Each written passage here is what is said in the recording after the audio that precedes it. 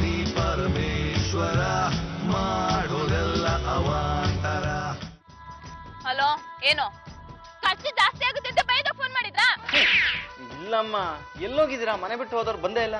ನಾವು ಮನೆಗೆ ಬಂದ್ರೆ ಖರ್ಚು ಜಾಸ್ತಿ ಆಗುತ್ತಲ್ವಾ, ಅದಕ್ಕೆ ದಿನ ಪೂರ್ತಿ ಮನೆ ಹೊರಗಡೆನೆ ಇರ್ತೀವಿ. ಅಯ್ಯೋ, ಆಚೆ ಇರಕ್ ಆಗುತ್ತಮ್ಮ, ಸುಮ್ನೆ ಮನೆಗೆ ಬನ್ನಿ. ಬರಲ್ಲ ರೀ. ನಿಮಗೆ ದುಡ್ಡಿನ ಬೆಲೆ ಗೊತ್ತಾಗಲ್ಲ. ನಮ್ಗೆ ದುಡ್ಡಿನ ಬೆಲೆ ಗೊತ್ತಾಗಲ್ಲ ಅಂತ ಬೈಕ್ ಫೋನ್ ಇಟ್ರು.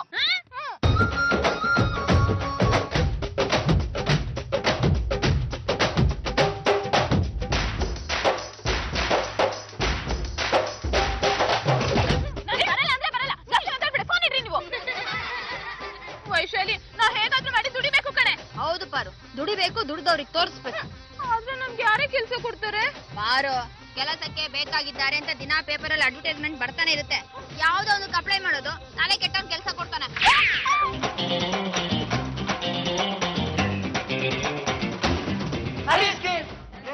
ಯಾರ ಇವ್ರ?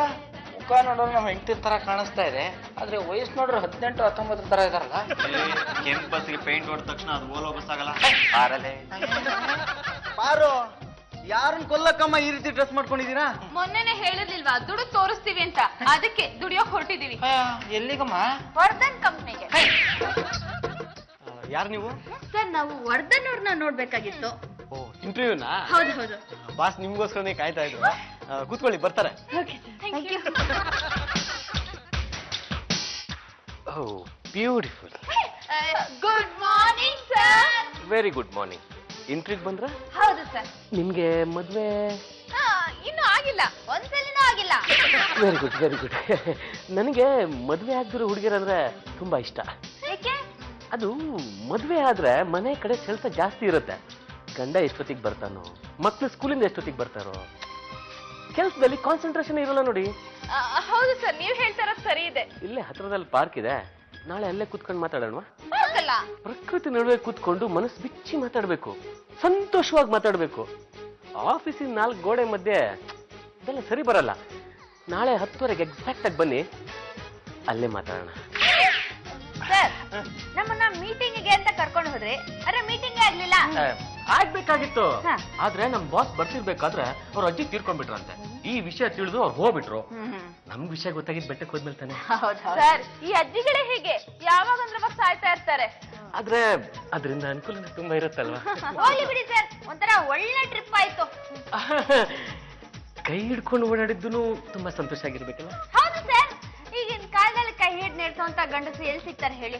ಎಕ್ಸಾಕ್ಟ್ಲಿ, ವೆರಿ ಗುಡ್ ಐತೆ. ನನಗೆ ನಿಮ್ಮಂತ ಸಿಸ್ಟರ್ಗಳೇ ಬೇಕಾಗಿರೋದು. ಸರ್, ನೆಕ್ಸ್ಟ್ ಮೀಟಿಂಗ್ ಎಲ್ಲಿ?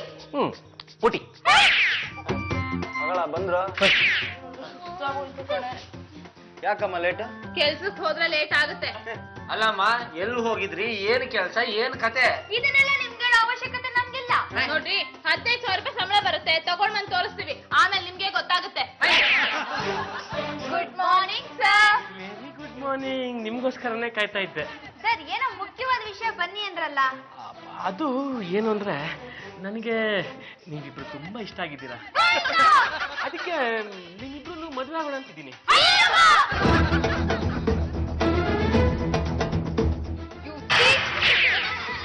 ನೀನಾ? ನೀನು ನನ್ನ ನಂದಿ ಬೆಟ್ಟ, ಗೋವಾ ಅಂತೆಲ್ಲ ಸುತ್ತಾಡ್ಸಿ ಇವ್ರಿಬ್ರಿಗೂ ಕೆಲಸ ಕೊಡಿಸ್ತೀನಿ ಅಂತ ಹೇಳ್ಬಿಟ್ಟು ಮದ್ವೆ ಆಗ್ತೀನಿ ಅಂತ ಹೇಳ್ತೀಯಾ? ಸ್ವಪ್ನ, ನಾನು ನಿನ್ನನ್ನಲ್ವಾ ಮದುವೆ ಆಗೋದು? ನೋಡಿ ಸರ್, ನನ್ನನ್ನ ಮದ್ವೆ ಆಗ್ತೀನಿ ಅಂತ ಮಾತು ಕೊಟ್ಟಿದ್ದಾರೆ. ಹಾಗೆ ಇವರಿಬ್ರನ್ನ ಮದ್ವೆ ಆಗಕ್ಕೆ ಅಂತ ಪ್ರಯತ್ನ ಪಡ್ತಿದ್ದಾರೆ. ಏಯ್, ನಾವ್ ರೌಡಿಗಳು, ನೀನಕ್ಕೊಂದೊಂದು ಹೆಣನ ಮಲಗ್ತೀವಿ. ನೀನ್ ಸ್ವಪ್ನ ಮಾತು ಕೊಟ್ರದ್ ನಿಜ ತಾನೆ? ಹೌದೌದು, ಮಾತು ಕೊಟ್ಟಿದ್ದೆ. ಹಾಗಿದ್ರೆ ಇವಳ ಜೊತೆ ನೀನು ಗಾಂಧರ್ವ ರೀತಿಯಲ್ಲಿ ಮದುವೆ ಆಗು, ಇವಳ ಜೊತೆ ನೀನು ನಿಯತ್ತಾಗಿ ಬದುಕು. ಆಯ್ತಾಯ್ತು, ಮದುವೆ ಆಗ್ತೀನಿ. Murali Mohan,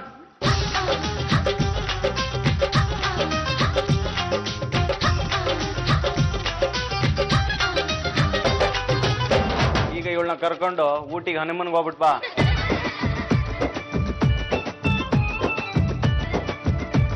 sir, thank you sir. ನೋಡ್ರಿ, ನಮ್ಮ ಹೆಂಡತಿರ್ನ ಕಾಪಾಡೋದು ನಮ್ಮ ಕರ್ತವ್ಯ ಆಗಿರುತ್ತೆ. ಅದಕ್ಕೆ ನಾವು ಬಂದಿರೋದು. ಅಂದ್ರೆ ನೀವು ಲಾಯರ್ ಕುಂಡಣ್ಣ, ಪತಿ ಪರಮೇಶ್ವರ.